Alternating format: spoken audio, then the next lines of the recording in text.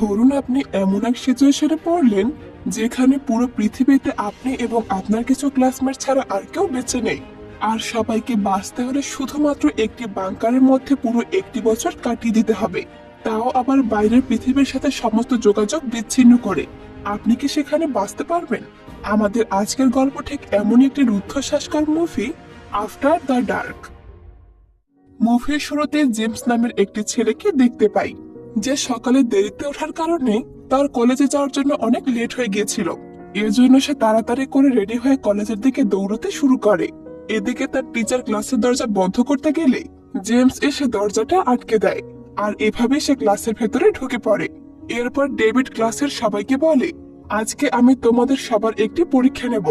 এই পরীক্ষায় তোমাদের সবাইকে এমন এক জায়গায় কল্পনা করতে হবে যেখানে তুমি অনেক বাজেভাবে আটকা পড়েছো। এর সাথে তোমার চারপাশে বিষাক্ত ধোঁয়া ছড়িয়ে পড়েছে, আর এখন তোমার জীবন বাঁচাতে হলে 1 বছর ধরে একটি বন্ধ বাংকারের ভেতরে থাকতে হবে।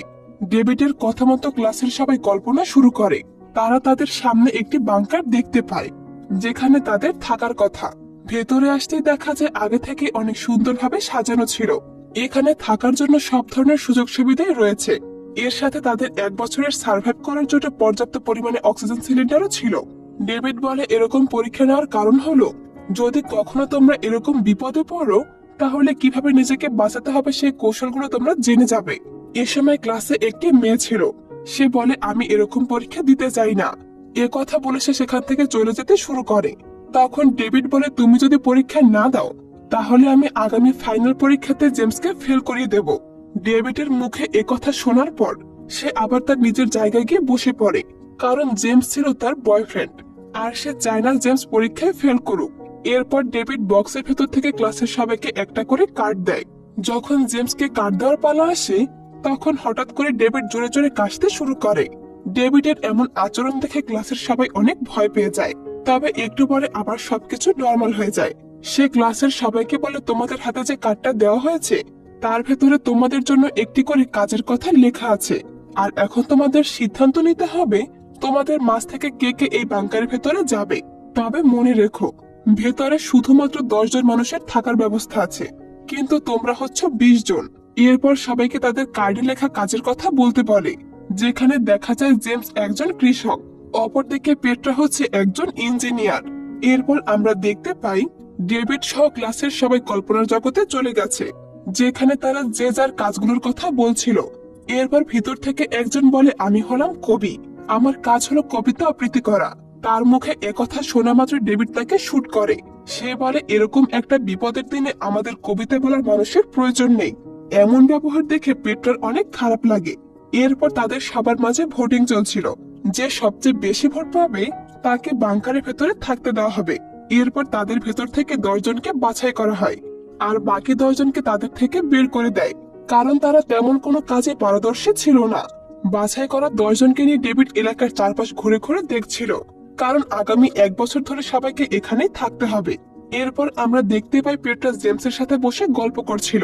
তখনই হঠাৎ বাইরে থেকে কিছুর আওয়াজ ভেসে আসে। তারা তাড়াতাড়ি করে সেখানে দৌড়ে যায়। সেখানে গেলে তারা দেখতে পায় ডেভিড বাকি 10 জনকে মেরে ফেলেছে।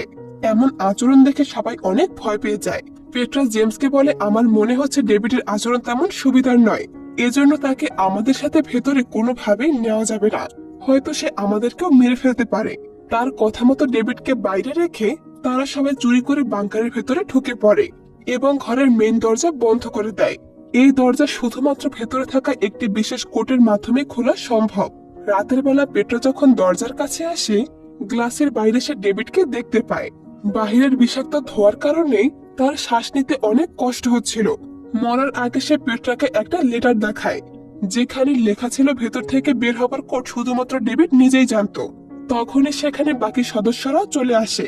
তারা বলে, এমনও তো হতে পারে যে ডেভিড মিথ্যা বলছে, কিন্তু এটা প্রমাণ করতে হলে তাদের এই বাংকারের ভেতরে আগে 1 বছর থাকতে হবে, কেননা বাহিরে বিষাক্ত ধোঁয়া ছড়িয়ে পড়েছে, আর এখন চাইলে তারা দরজা খুলতে পারবে না। এরপর তারা সবাই এই বাংকারের ভেতরে দিন পার করতে শুরু করে। পেট্রা প্রতিদিন একবার করে এই দরজার কাছে আসতো এবং বাহিরের ডেভিডের মৃতদেহ দেখতে পেত। এখন তার মৃতদেহটি আস্তে আস্তে পচতে শুরু করেছে। এভাবে ধীরে ধীরে 1 বছর পূর্ণ হয়ে যায়, আর এখন তাদের প্রধান দরজা খুলে বাইরে যাওয়ার সময় হয়েছে। কিন্তু জেমস দরজা খুলতে গেলে দেখতে পায় কোড ছাড়া দরজাটা ওপেন হচ্ছে না। এর মানে হলো এখন তারা এই বাংকারের মাঝে অনেক বাজেভাবে ফেসে গেছে।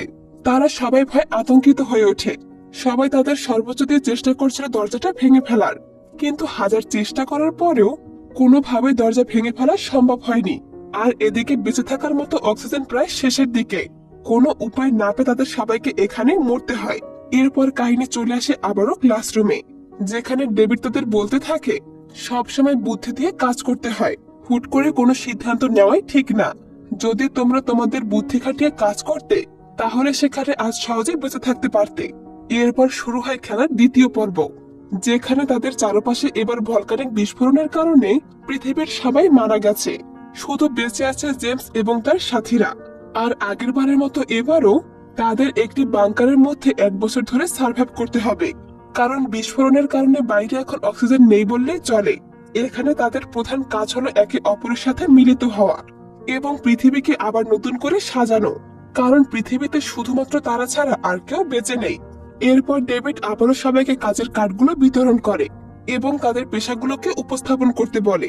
আগের বারের মতো এবারও জেমস একজন কৃষকের চরিত্র পায়, কিন্তু এর সাথে জেমস হয়ে যায় গে প্রকৃতির ছেলে। এর মানে হলো জেমস কোনো মেয়ের সাথে শারীরিক সম্পর্ক করতে পারবে না, কিন্তু কৃষক হওয়ার কারণে জেমস সিলেক্ট হয়ে যায়।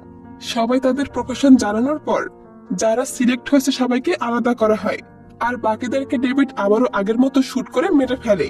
এজন্য তারা সবাই ভয় পেয়ে গাড়িতে করে এখান থেকে পালানোর চেষ্টা করে, কিন্তু একটু দূরে যাওয়ার পরে দেখা যায় ভলকানিক বিস্ফোরণের কবলে পড়ে তাদের গাড়িটা ব্লাস্ট হয়ে যায়, আর তারা সবাই ওখানে মারা যায়। আর এদিকে যারা সিলেক্ট হয়েছিল তারা বাংকারের ভেতরে চলে আসে। রাতে যখন পেট্রা জেমসের সাথে দেখা করতে যায়, সে দেখতে পায় জেমস ওখানে কারোর সাথে মিলিত হচ্ছে। এটা দেখার পর তার অনেক খারাপ লাগে। জেমস তাকে বোঝানোর চেষ্টা করলেও সে তার কোনো কথাই শোনে না। এরপর দেখা যায় সবাই একে অপরের সাথে মিলে আলোচনা করছিল। তারা সিদ্ধান্ত নিচ্ছিল কে কার পার্টনার হবে, কারণ তাদের শারীরিক সম্পর্ক করে আগামী প্রজন্মকে তৈরি করতে হবে। একে একে সবাই তাদের পার্টনার পেয়ে যায়। থেকে যায় শুধুমাত্র পেট্রা, কারণ সে তখন জেমসের সাথে শারীরিক সম্পর্ক করতে পারবে না। এজন্য সে বাধ্য হয়ে ডেভিডকে বেছে নেয়। এটা দেখার পর জেমসের অনেক খারাপ লাগে। এভাবে কয়েক মাস পার হয়ে যায়, কিন্তু সেখানকার কোনো মেয়ে প্রেগনেন্ট হচ্ছিল না। এজন্য ডেভিড সবাইকে বলে আমাদের পার্টনার পরিবর্তন করে চেষ্টা করা দরকার, কিন্তু সেখানে থাকা একটি মেয়ে বলে ওঠে এটা কখনোই সম্ভব না, আর এখন থেকে আমরা তোমার কোনো কথাই শুনবো না। তাদের এমন কথায় ডেভিড রাগ করে সেখান থেকে রুমে চলে যায়, কিন্তু একটু পরেই আবার পিস্তল নিয়ে সবার কাছে চলে আসে।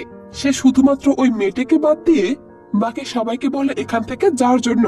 ডেভিডের কথা মতো সবাই ওখান থেকে চলে যায়, কিন্তু এর মাঝে একটি ছেলে ওখান থেকে না গিয়ে দেয়ালের পিছনে লুকিয়ে পড়ে। আর যখনই ডেভিড ওই মেয়েটিকে গুলি করতে যাবে, ঠিক তখনই ছেলেটি ডেভিডের উপরে ঝাঁপিয়ে পড়ে এবং তাদের দুজনের মধ্যে অনেক হাতাহাতি হয়। ছেলেটি ডেভিডকে অনেক মারধর করে। এজন্য সে রাগের বশে বাংকারের দরজা খুলে দেয়, যার ফলে বাহিরের বিষাক্ত ধোঁয়ার কারণে আগের বারের মতো আবারও সবাই মারা যায়। এখান থেকে কাহিনী চলে আসে আবারও ক্লাসরুমে, যেখানে জেমস ডেভিডকে বলে তুমি যখন আমাকে আর পেট্রাকে কাট দিচ্ছিলে তখন তুমি ওভাবে কাশছিলে কেন? ডেভিড বলে এর কোনো বিশেষ কারণ নেই, কিন্তু জেমস তার কোনো কথাই মানতে রাজি ছিল না। সে তার কাঁধের ব্যাগ নিয়ে খোঁজাখুঁজি করলে দেখতে পায় ব্যাগের মধ্যে আলাদা আলাদা পার্টিশন রয়েছে, আর ডেভিড সুযোগ বুঝে প্রতিবার পেট্রা আর ডেভিডের কার্ডগুলো বদলে দিত। এজন্য জেমস সবাইকে বলে এটা একটা চিটার, আমরা এই গেম আবার নতুন করে খেলবো। কিন্তু এবার ডেভিড আর আমাদের লিডার হবে না। ডেভিড জেমসের কথা মেনে নেয়। সে বলে এবার তোমাকে একজন ফ্লোরিস্ট হতে হবে। এরপর তারা আবারও কল্পনার জগতে ফিরে যায়। এবার তারা বেছে নিয়েছিল একটা আইল্যান্ড, যেখানে কিছুক্ষণ পরে বিশাল ভলকানিক বিস্ফোরণ হবে। তাই বিস্ফোরণ হওয়ার আগে তাদেরকে ভেতরে যেতে হবে। কিন্তু এদিকে তাদের যাওয়ার আগেই ডেভিড ভিতরে গিয়ে একটি বন্দুক তার সাথে করে নিয়ে নেয়। বন্দুক নিয়ে বাইরে আসলে পেট্রা তার সাথে দেখা করে এবং তাকে জড়িয়ে ধরে তার অনেক প্রশংসা করে। এরপর ডেভিড আর পেট্রা সেখানে আসে তাদের মাঝে 10 জনকে সিলেক্ট করার জন্য। সে সবাইকে বলে তোমরা যদি আমাদের কথা মতো কাজ করো তাহলে আমাদের সবারই লাভ হবে। আমার কথায় যারা রাজি আছো তারা হাত উঠাও। সবাই হাত উঠিয়ে তার কথা মেনে নেয়। এখানে আমরা জানতে পারি এবার টিমের লিডার হিসেবে পেট্রাকে সিলেক্ট করা হয়েছে। সে এবার ওই 10 জনকে সিলেক্ট করে যাদের ডেভিড সবসময় দল থেকে বের করে দিত। তার এই সিলেকশন দেখে ডেভিড হাসতে থাকে। সে বলে তোমার এই বোকামির জন্য আমি তোমাকে পাস মার্কও দিব না। কিন্তু এখন ডেভিডের কথায় কোনো কিছুই যায় আসে না, কারণ টিম লিডার হলো পেট্রা। আর তার কথা মতোই কাজ হবে। পেট্রা সবাইকে সিলেক্ট করার পর বাকি ছিল জেমস আর ডেভিড। পেট্রার এখন এই দুজনের মাঝে কোনো একজনকে সিলেক্ট করতে হবে। সে কোনো কিছু না ভেবে জেমসকে সিলেক্ট করে। এটা দেখে ডেভিড অনেক রেগে যায় এবং তার ব্যাগ থেকে বন্দুক বের করার চেষ্টা করে, কিন্তু সে দেখতে পায় সেখানে বন্দুক ছিল না। আসলে পেট্রা তার সাথে কথা বলার সময় বন্দুক বের করে নিয়েছিল।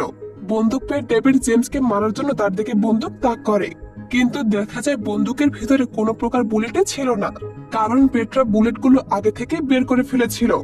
এদিকে জেমস ডেভিডের দিকে উল্টো বন্দুক তাক করে, কারণ জেমস ডেভিডের মতো আগে থেকেই বাংকারের ভেতর থেকে একটি বন্দুক নিয়ে নিয়েছিল। ডেভিড কোনো উপায় না পেয়ে বলে, তোমরা চাইলেও আমাকে মারতে পারবে না, কারণ বাংকার থেকে বের হওয়ার কোড একমাত্র আমার কাছেই আছে।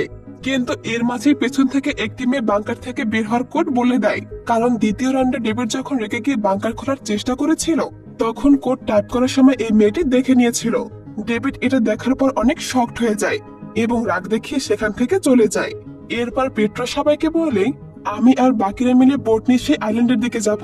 আর সেখানে চিপ নামের একটি ছেলে ছিল, সে তাকে বলে বাংকারের ভেতরে বাকি সবার সাথে থাকতে। কিন্তু ঠিক তখনই সে বলে ওঠে, বোটের চাবি তো আমার কাছে। পেট্রা যখন চাবি নিতে তার কাছে যায়, চিপ তাকে ঠেলে বাংকারের ভিতরে পাঠিয়ে দেয় আর বাকিদের নিয়ে এখান থেকে সে আইল্যান্ডের দিকে পালিয়ে যায়। এদিকে পেট্রা সহ বাকিরা সেই বাংকারের ভেতরে থাকতে শুরু করে। এভাবে যখন 1 বছর পার হয়ে যায় তখন তারা বাইরে আসে, এসে দেখতে পায় সেখানে কোনো বিস্ফোরণ হয়নি, সবকিছু আগের মতোই ছিল। এরপর সেন শিফট হয়ে ক্লাসরুমে ফিরে আসে। ডেভিড তখন তাদেরকে বলে ওঠে, বোমা বিস্ফোরণ হয়নি বলে ভেবো না তোমরা বেঁচে গেছো। তুমি যাদেরকে সিলেক্ট করেছিলে তারা কোনো কাজে পারদর্শী ছিল না। না তুমি কৃষককে সিলেক্ট করেছিলে যে সবার জন্য খাবারের ব্যবস্থা করত, আর না তুমি ডাক্তারকে সিলেক্ট করেছো যে সবার দেখাশোনা করবে। আর এখন তোমাদের এখানে মরা ছাড়া আর কোনো উপায় নেই। কিন্তু পেট্রার বিশ্বাস ছিল সে যা কিছু করেছে সবকিছু মন থেকেই করেছে। সে সবাইকে বলে, আমরা একসাথে সবাই বাংকারে অনেক ভালোভাবেই থেকেছি, আর এখন এই রাউন্ডে যদি আমাদের মরতেও হয় তবে আমার কোনো দুঃখ থাকবে না, আমরা সবাই খুশি হয়ে আমাদের জীবন দিয়ে দেব। ঠিক তখনই আকাশ থেকে একটা অ্যাটমিক বোমা এসে সামনে পড়ে। জেমস বোমার বাটন টিপতে যাবে, ঠিক তখনই এক বন্দুক নিয়ে ডেভিড তাদের সামনে এসে হাজির হয়। ডেভিডের অবস্থা এই 1 বছরে অনেকটাই খারাপ হয়ে গিয়েছে। সে তাদের বলে, আমি এই 1 বছরে অনেক কষ্ট করে আমার জীবন পার করেছিলাম, যার একমাত্র কারণ হলো জেমস। আর এখন আমার বন্দুকের ভেতরে মাত্র একটা গুলি অবশিষ্ট আছে, যা আমি শুধুমাত্র জেমসকে মারার জন্য রেখে দিয়েছি। ডেভিড জেমসকে মারতেই যাচ্ছিল, ঠিক তখনই বাকি সদস্যরা জেমসের সামনে এসে দাঁড়িয়ে পড়ে। এছাড়াও তারা তো এমনিতেই মারা যেত, এজন্য জেমস বোমার বাটনটি প্রেস করে দেয়, আর এর সাথে তারা সবাই বিস্ফোরণের আঘাতে মারা যায়। এরপর কাহিনী আবারও ফিরে আসে ক্লাসরুমে। সেখানে বাকি সবাই চিপকে বলে, তুমি তাহলে এই 1 বছর ওই আইল্যান্ডে কি করেছিলে? চিপ সবাইকে বলে, আমি কল্পনা করেছিলাম আমার সাথে যাওয়া সব ছেলেরা মারা গিয়েছে, আর আমি একাই সেই দ্বীপে 1 বছর ধরে মেয়েদের নিয়ে শুধুমাত্র আয়েশ করেছি।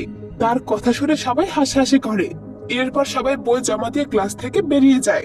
সবাই বেরিয়ে যাওয়ার পর পেট্রা দরজা বন্ধ করে ডেভিডকে বলে, তুমি সবসময় জেমসকে খারাপ চরিত্র কেন দিতে? ডেভিড বলে, আমি এ কথা বলতে পারবো না। পেট্রা বলে, আমি জানি তুমি আমাকে ভালোবাসো, এজন্য এই কাজগুলো করেছো। ডেভিড বলে, জেমস তোমার জন্য উপযুক্ত ছেলে না। কিন্তু পেট্রা বলে, আমি জেমসকে ভালোবাসি, আর তুমি হাজার চেষ্টা করলেও কখনোই আমাকে পাবে না। এরপর পেট্রা ডেভিডকে একটা কিস করে সেখান থেকে চলে যায়। এদিকে ডেভিড এখনো কল্পনায় ডুবে ছিল, যেখানে সে একবার পেট্রাকে কল্পনা করে, আবার কল্পনা করে সে নিজেকে বন্দুক দিয়ে মেরে ফেলেছে। আর এখানে এই কাহিনীটা শেষ হয়ে যায়। তো বন্ধুরা, কেমন লাগলো আজকের এই মুভিটি তা অবশ্যই কমেন্ট করে জানিয়ে যাবে। আর যারা এখনো আমার চ্যানেলটি সাবস্ক্রাইব করোনি তারা অবশ্যই একটা সাবস্ক্রাইব করে দেবে। এতক্ষণ সাথে থাকার জন্য সকলকে অসংখ্য ধন্যবাদ।